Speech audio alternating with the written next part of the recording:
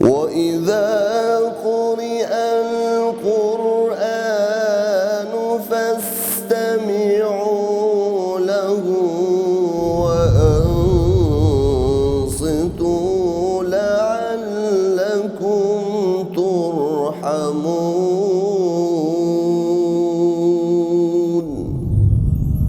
Адеп башаты дини уюму тарабынан даярдалды. Окуган Абдул Малик Каары. 24-нчү пара. أعوذ بالله من الشيطان الرجيم. بسم الله الرحمن الرحيم. فمن أظلم ممن كذب على الله وكذب بالصدق إذ جاءه أليس في جهنم مثوى للكافرين والذي جاء بالصدق وصدق به أولئك هم المتقون لهم ما يشاءون عند ربهم ذلك جزاء المحسنين ليكفر الله عنهم أسوأ الذي عملوا ويجزيهم أجرهم بأحسن الذي كانوا يعملون. أليس الله بكاف عبده ويخوفونك بالذين من دونه ومن يضلل الله فما له من هاد ومن يهد الله فما له من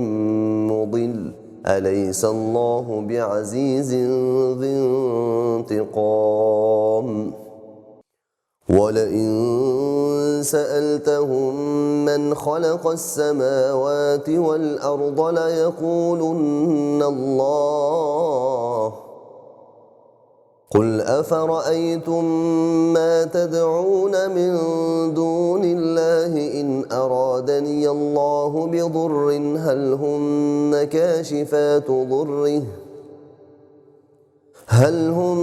كاشفات ضره أو أرادني برحمة هل هن ممسكات رحمته قل حسبي الله عليه يتوكل المتوكلون.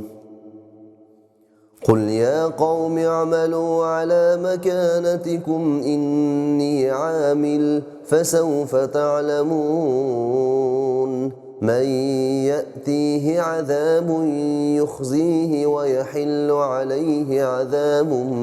مقيم.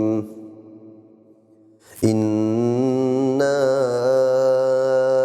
أنزلنا عليك الكتاب للناس بالحق فمن اهتدى فلنفسه ومن ضل فإنما يضل عليها وما أنت عليهم بوكيل. الله يتوفى الأنفس حين موتها والتي لم تمت في منامها فيمسك التي قضى عليها الموت ويرسل الأخرى إلى أجل مسمى إن في ذلك لآيات لقوم يتفكرون. أم اتخذوا من دون الله شفعاء قل أولو كانوا لا يملكون شيئا ولا يعقلون قل لله الشفاعة جميعا له ملك السماوات والأرض ثم إليه ترجعون. وإذا ذكر الله وحده اشمأزت قلوب الذين لا يؤمنون بالآخرة وإذا ذكر الذين من دونه إذا هم يستبشرون قل اللهم فاطر السماوات والأرض عالم الغيب والشهادة أنت تحكم بين عبادك فيما كانوا فيه يختلفون ولو أن للذين ظلموا ما في الأرض جميعا ومثله معه لافتدوا به من سوء العذاب يوم القيامة وبدا لهم من الله ما لم يكونوا يحتسبون وبدا لهم سيئات ما كسبوا وحاق بهم ما كانوا به يستهزئون فإذا مس الإنسان ضر دعانا ثم إذا خولناه نعمة منا قال إنما أوتيته على علم بل هي فتنة ولكن أكثرهم لا يعلمون قد قالها الذين من قبلهم فما أغنى عنهم ما كانوا يكسبون فأصابهم سيئات ما كسبوا والذين ظلموا من هؤلاء سيصيبهم سيئات ما كسبوا وما هم بمعجزين أولم يعلموا أن الله يبسط الرزق لمن يشاء ويقدر إن في ذلك لآيات لقوم يؤمنون قل يا عبادي الذين أسرفوا على أنفسهم لا تقنطوا من رحمة الله إن الله يغفر الذنوب جميعا إنه هو الغفور الرحيم وأنيبوا إلى ربكم وأسلموا له من قبل أن يأتيكم العذاب ثم لا تنصرون واتبعوا أحسن ما أنزل إليكم من ربكم من قبل أن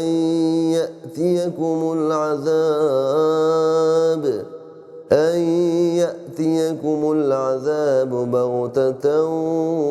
وأنتم لا تشعرون أن تقول نفس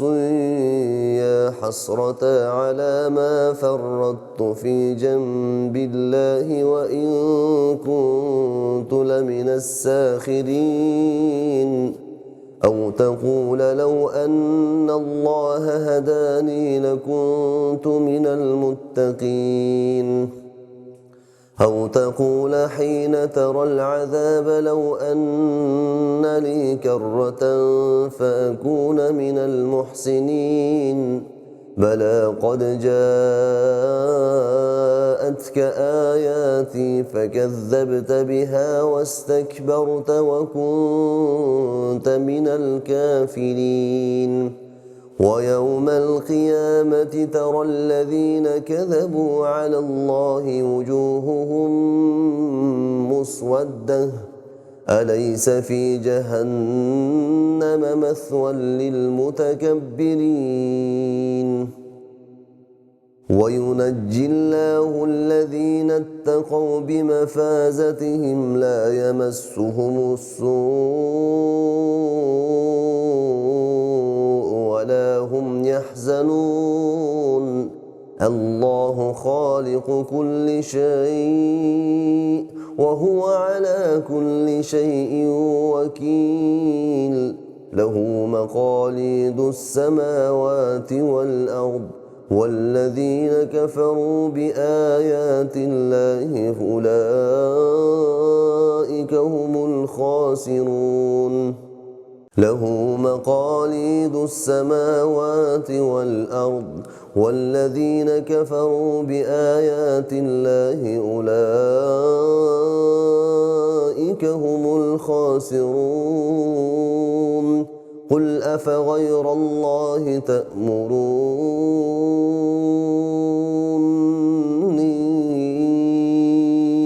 أعبد أيها الجاهلون ولقد أوحي إليك وإلى الذين من قبلك لئن أشركت ليحبطن عملك ولتكونن من الخاسرين بل الله فاعبد وكن من الشاكرين وما قدروا الله حق قدره والأرض جميعا قبضته يوم القيامة والسماوات مطويات بيمينه سبحانه وتعالى عما يشركون ونفخ في الصور فصعق من في السماوات ومن في الأرض إلا من شاء الله ثم نفخ فيه أخرى فإذا هم قيام ينظرون وأشرقت الأرض بنور ربها ووضع الكتاب وجيء بالنبيين والشهداء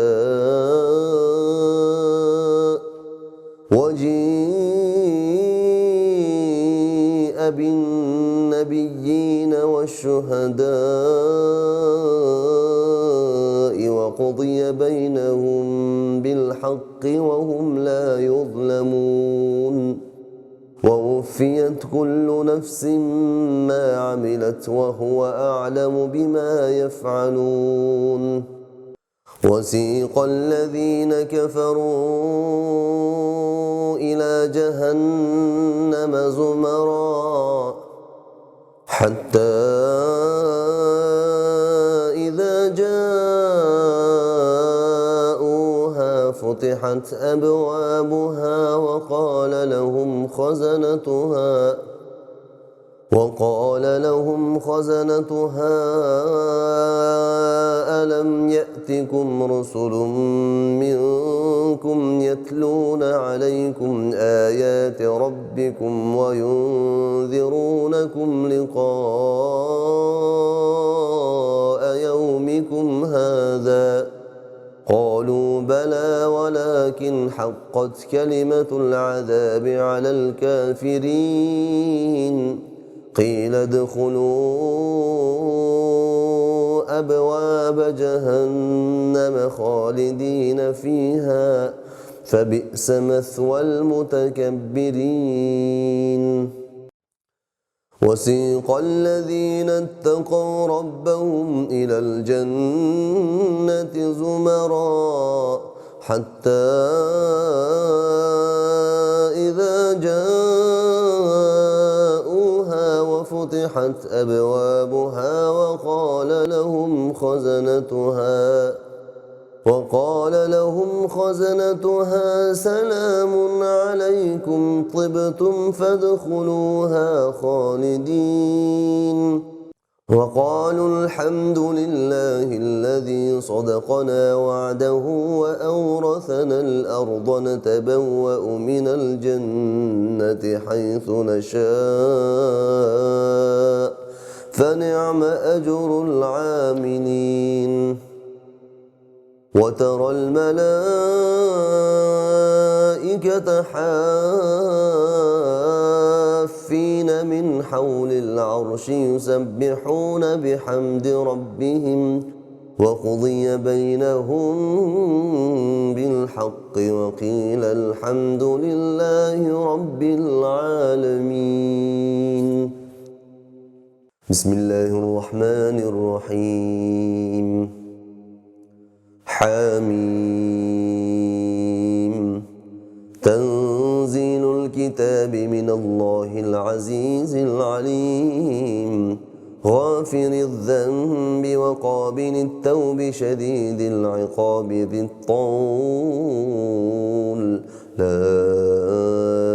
إله إلا هو إليه المصير.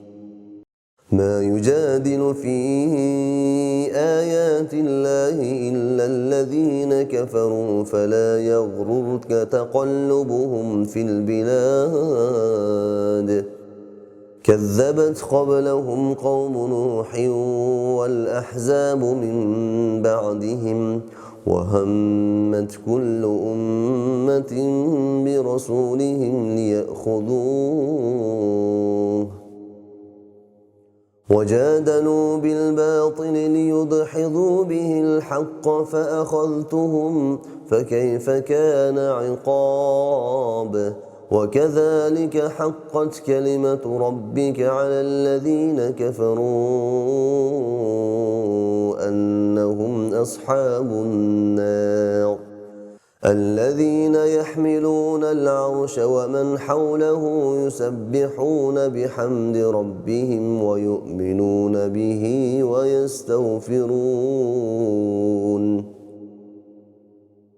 ويستغفرون للذين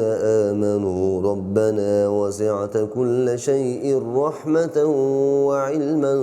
فاغفر للذين تابوا واتبعوا سبيلك وقهم عذاب الجحيم. ربنا وأدخلهم جنات عدن التي وعدتهم ومن صلح من آبائهم وأزواجهم وذرياتهم إنك أنت العزيز الحكيم. وقهم السيئات ومن تق السيئات يومئذ فقد رحمته وذلك هو الفوز العظيم. إن الذين كفروا ينادون لمقت الله أكبر من مقتكم أنفسكم إذ تدعون إلى الإيمان فتكفرون. قالوا ربنا أمتنا اثنتين وأحييتنا اثنتين فاعترفنا بذنوبنا فهل إلى خروج من سبيل. ذلكم بأنه إذا دعي الله وحده كفرتم وإن يشرك به تؤمنوا فالحكم لله العلي الكبير. هو الذي يريكم آياته وينزل لكم من السماء رزقا وما يتذكر إلا من ينيب فادعوا الله مخلصين له الدين ولو كره الكافرون. رفيع الدرجات ذو العرش يلقي الروح من أمره على من يشاء من عباده لينذر يوم التلاق يوم هم بارزون لا يخفى على الله منهم شيء. لمن الملك اليوم لله الواحد القهار. اليوم تجزى كل نفس بما كسبت لا ظلم اليوم إن الله سريع الحساب وأنذرهم يوم الآزفة إذ القلوب لدى الحناجر كاظمين ما للظالمين من حميم ولا شفيع يطاع يعلم خائنة الأعين وما تخفي الصدور والله يقضي بالحق والذين يدعون من دونه لا يقضون بشيء إن الله هو السميع البصير أولم يسيروا في الأرض فينظروا كيف كان عاقبة الذين كانوا من قبلهم كانوا هم أشد منهم قوة وآثارا في الأرض فأخذهم الله بذنوبهم وما كان لهم من الله من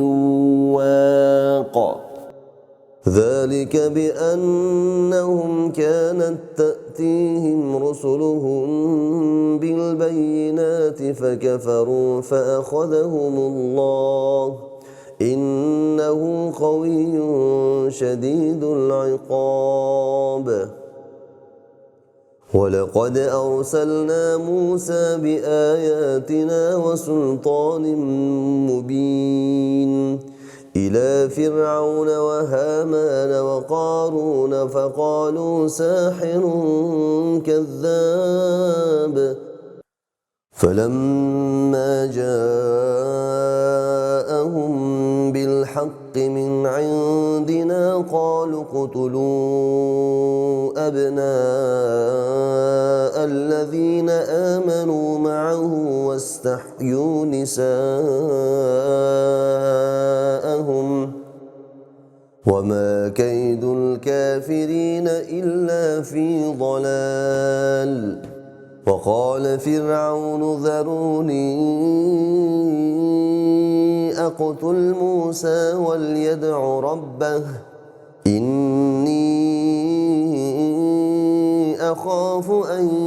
يبدل دينكم أو أن يظهر في الأرض الفساد وقال موسى إني عذت بربي وربكم من كل متكبر لا يؤمن بيوم الحساب وقال رجل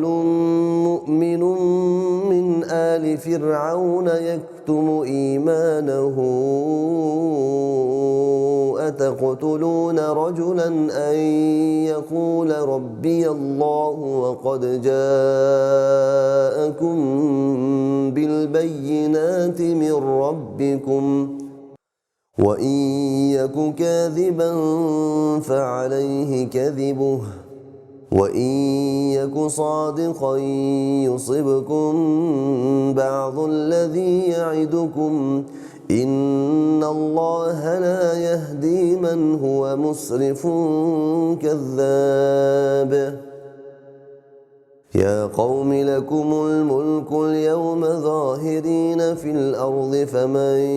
ينصرنا من بأس الله إن جاءنا قال فرعون ما أريكم إلا ما أرى وما أهديكم إلا سبيل الرشاد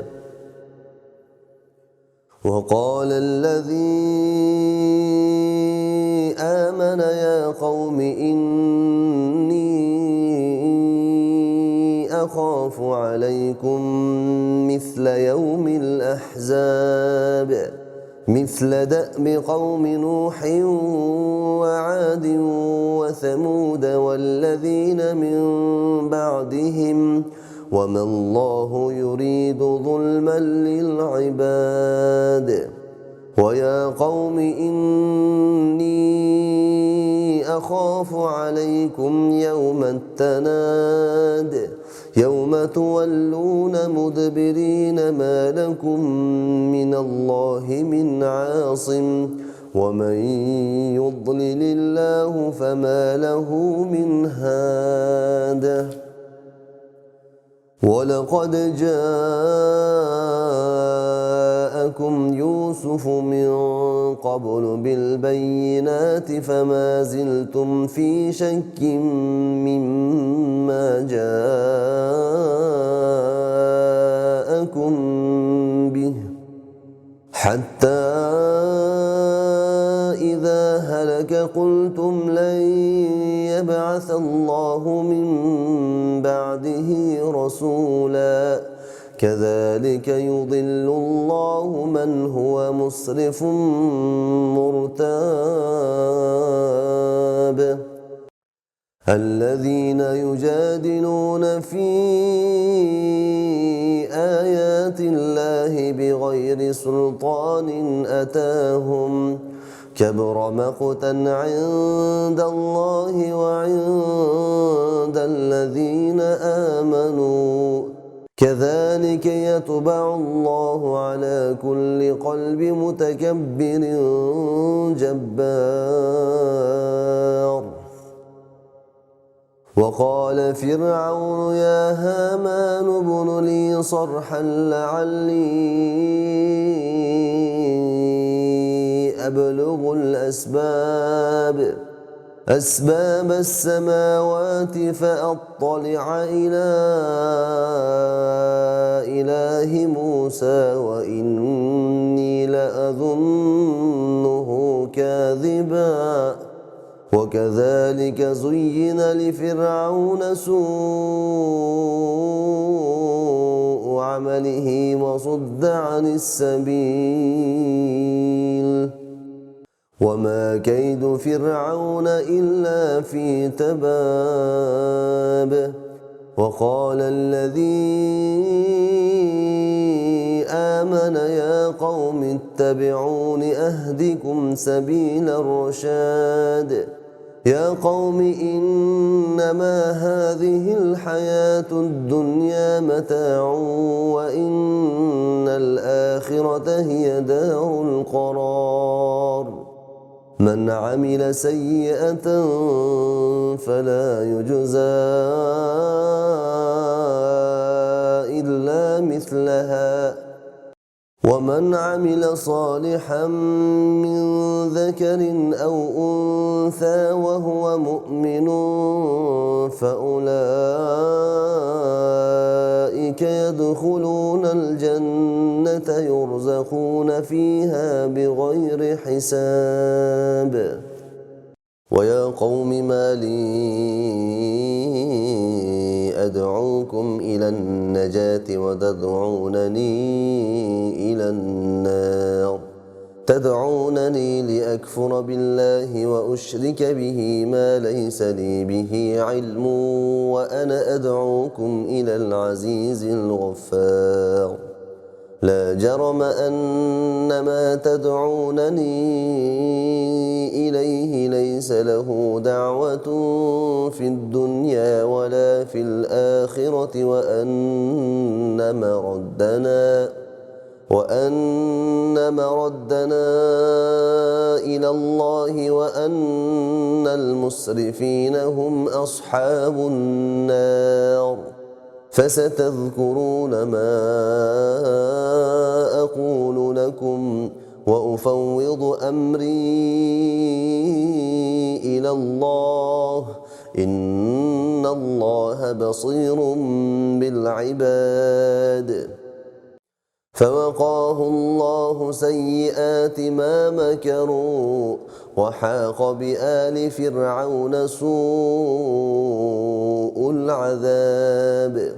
النار يعرضون عليها غدوا وعشيا ويوم تقوم الساعة أدخلوا آل فرعون أشد العذاب وإذ يتحاجون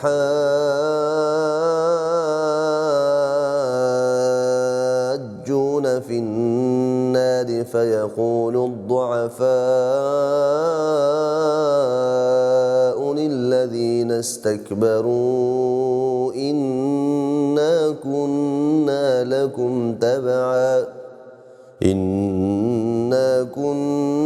لكم تبعا فهل أنتم مغنون عنا نصيبا من النار قال الذين استكبروا إنا كل فيها إن الله قد حكم بين العباد وقال الذين في النار لخزنة جهنم ادعوا ربكم يخفف عنا يوما من العذاب قالوا أولم تك تأتيكم رسلكم بالبينات قالوا بلى قالوا فادعوا وما دعاء الكافرين إلا في ضلال إنا لننصر رسلنا والذين آمنوا في الحياة الدنيا ويوم يقوم الأشهاد يوم لا ينفع الظالمين معذرتهم ولهم اللعنة ولهم سوء الدار ولقد آتينا موسى الهدى وأورثنا بني إسرائيل الكتاب هدى وذكرى لأولي الألباب فاصبر إن وعد الله حق واستغفر لذنبك وسبح بحمد ربك بالعشي والإبكار إن الذين يجادلون في آيات الله بغير سلطان أتاهم إن في صدورهم إلا كبر ما هم ببالغيه فاستعذ بالله إنه هو السميع البصير لخلق السماوات والأرض أكبر من خلق الناس ولكن أكثر الناس لا يعلمون وما يستوي الأعمى والبصير والذين آمنوا وعملوا الصالحات ولا المسيء قليلا ما تتذكرون إن الساعة لآتية لا ريب فيها ولكن أكثر الناس لا يؤمنون وقال ربكم ادعوني أستجب لكم إن الذين يستكبرون عن عبادتي سيدخلون جهنم داخلين الله الذي جعل لكم الليل لتسكنوا فيه والنهار مبصرا إن الله لذو فضل على الناس ولكن أكثر الناس لا يشكرون ذلكم الله ربكم خالق كل شيء لا إله إلا هو فأنى تؤفكون كذلك يؤفك الذين كانوا بآيات الله يجحدون الله الذي جعل لكم الأرض قرارا والسماء بناء وصوركم فأحسن صوركم ورزقكم من الطيبات ذلكم الله ربكم فتبارك الله رب العالمين هو الحي لا إله إلا هو فادعوه مخلصين له الدين الحمد لله رب العالمين قل إني نهيت أن أعبد الذين تدعون من دون الله لما جاءني البينات من ربي وأمرت أن أسلم لرب العالمين هو الذي خلقكم من تراب ثم من نطفة ثم من علقة ثم يخرجكم طفلا ثم لتبلغوا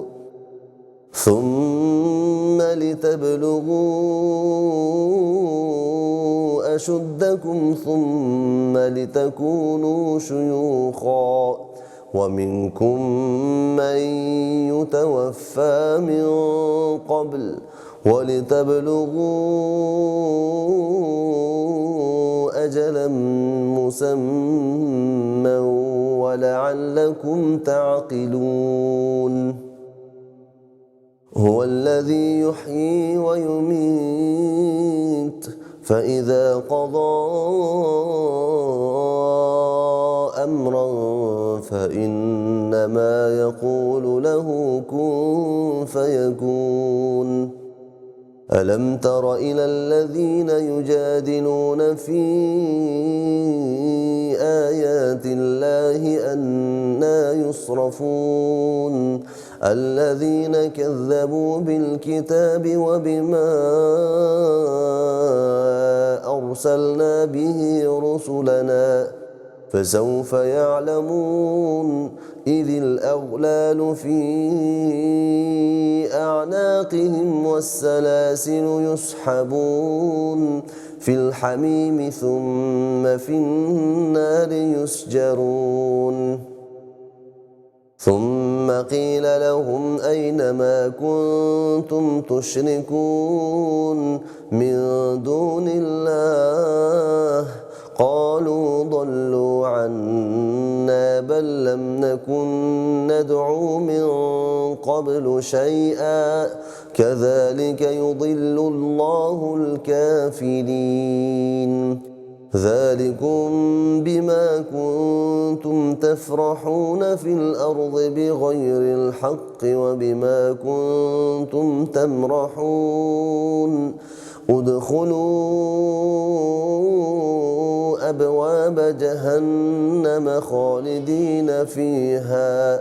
فبئس مثوى المتكبرين فاصبر إن وعد الله حق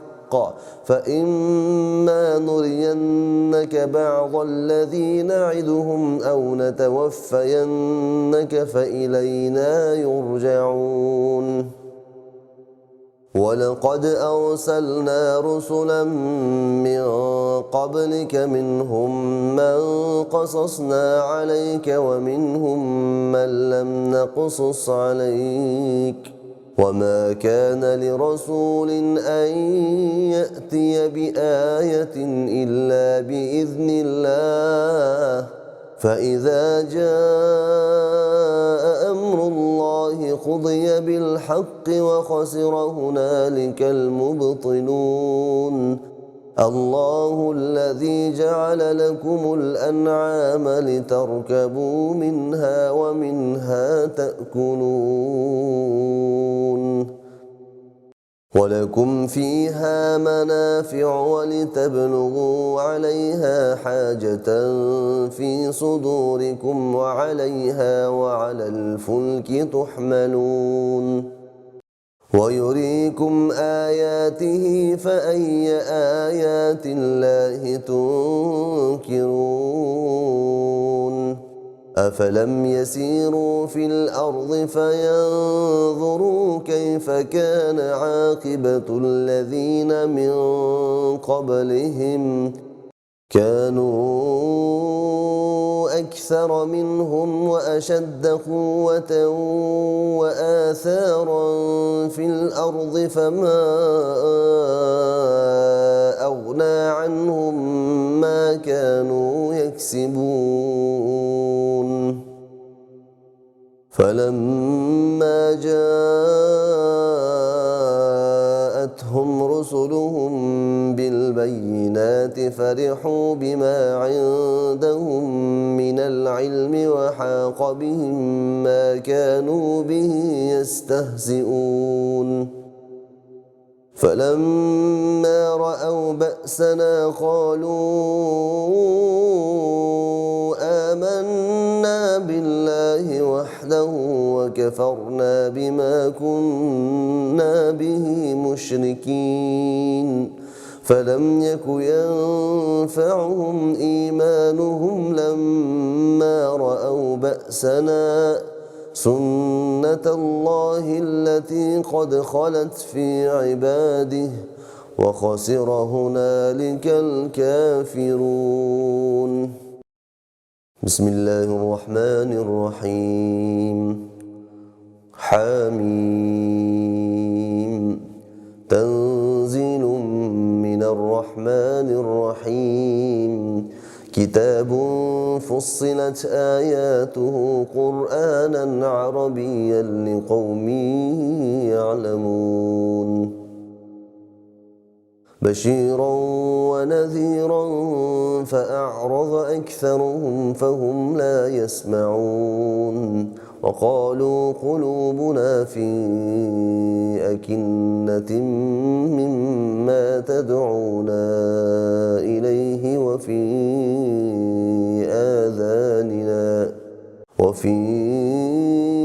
آذاننا وقر ومن بيننا وبينك حجاب فاعمل إننا عاملون قل إنما أنا بشر مثلكم يوحى إلي أنما إلهكم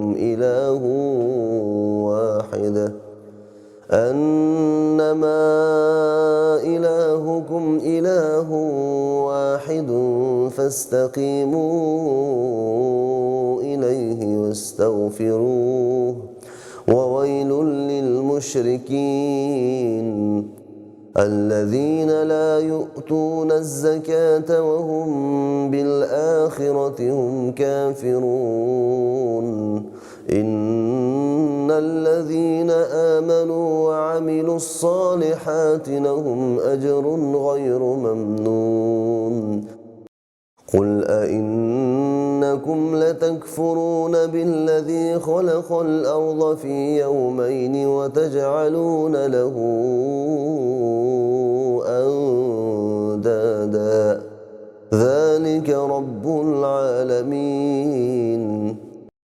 وجعل فيها رواسي من فوقها وبارك فيها وقدر فيها أقواتها في 4 أيام سواء للسائلين ثم استوى إلى السماء وهي دخان فقال لها وللأرض ائتيا طوعا أو كرها قالتا أتينا طائعين فقضاهن 7 سماوات في يومين وأوحى في كل سماء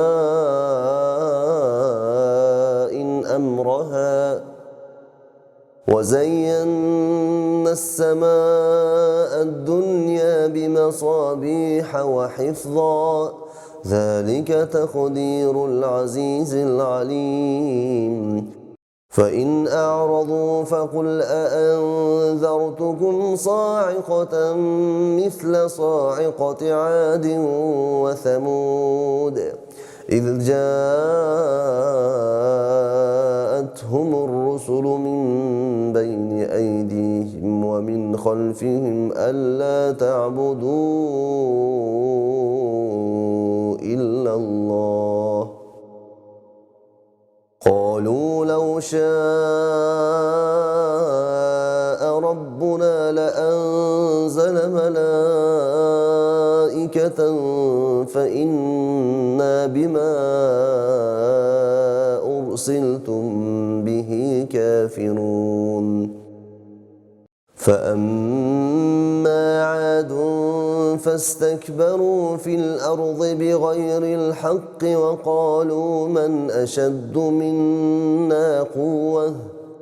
أولم يروا أن الله الذي خلقهم هو أشد منهم قوة وكانوا بآياتنا يجحدون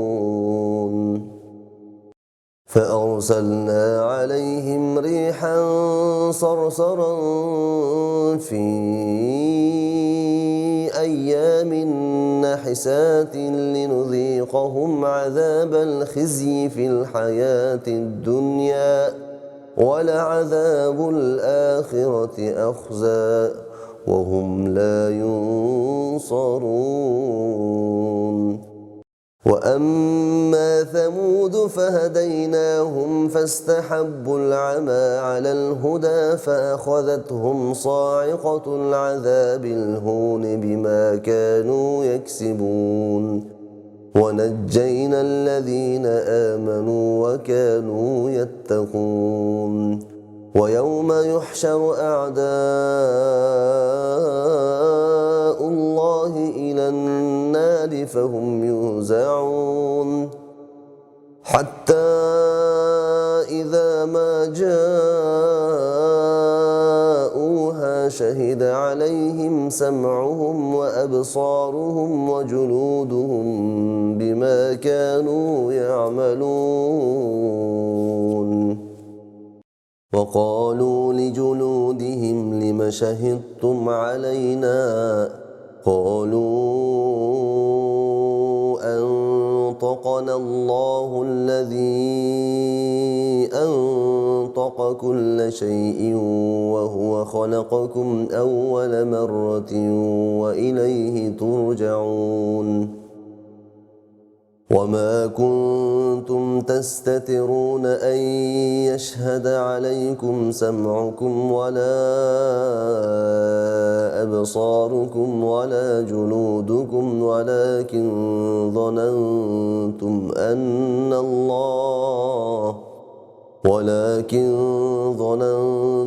أن الله لا يعلم كثيرا مما تعملون وذلكم ظنكم الذي ظننتم بربكم أرداكم فأصبحتم من الخاسرين فإن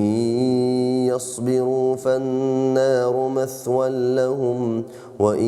يستعتبوا فما هم من المعتدين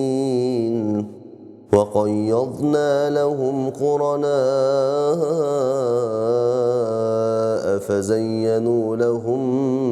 ما بين أيديهم وما خلفهم وحق عليهم القول في قد خلت من قبلهم من الجن والإنس إنهم كانوا خاسرين وقال الذين كفروا لا تسمعوا لهذا القرآن والغوا فيه لعلكم تغلبون فلنذيقن الذين كفروا عذابا شديدا ولنجزينهم أسوأ الذي كانوا يعملون ذلك جزاء أعداء الله النار لهم فيها دار الخلد جزاء بما كانوا بآياتنا يجحدون وقال الذين كفروا ربنا أرنا الذين أضلانا من الجن والإنس نجعلهما تحت أقدامنا ليكونا من الأسفلين إن الذين قالوا ربنا الله ثم استقاموا تتنزل عليهم الملائكة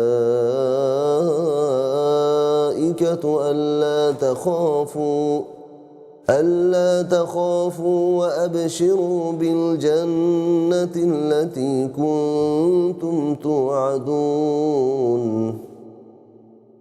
نحن أولياؤكم في الحياة الدنيا وفي الآخرة ولكم فيها ما تشتهي أنفسكم ولكم فيها ما تدعون نزلا من غفور رحيم ومن أحسن قولا ممن دعا إلى الله وعمل صالحا وقال إنني من المسلمين ولا تستوي الحسنة ولا السيئة ادفع بالتي هي أحسن فإذا الذي بينك وبينه عداوة كأنه ولي حميم وما يلقاها إلا الذين صبروا وما يلقاها إلا ذو حظ عظيم وإما ينزغنك من الشيطان نزغ فاستعذ بالله إنه هو السميع العليم ومن آياته الليل والنهار والشمس والقمر لا تسجدوا للشمس ولا للقمر واسجدوا لله الذي خلقهن إن كنتم إياه تعبدون فإن استكبروا فالذين عند ربك يسبحون له بالليل والنهار وهم لا يسأمون ومن آياته أنك ترى الأرض خاشعة فإذا أنزلنا عليها الماء اهتزت وربت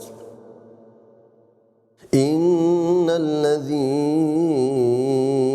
أحياها لمحيي الموتى إنه على كل شيء قدير إن الذين يلحدون في آياتنا لا يخفون علينا أفمن يلقى في النار خير أم من يأتي آمنا يوم القيامة اعملوا ما شئتم إنه بما تعملون بصير إن الذين كفروا بالذكر لما جاءهم وإنه لكتاب عزيز لا يأتيه الباطل من بين يديه ولا من خلفه تنزيل من حكيم حميد ما يقال لك إلا ما قد قيل للرسل من قبلك إن ربك لذو مغفرة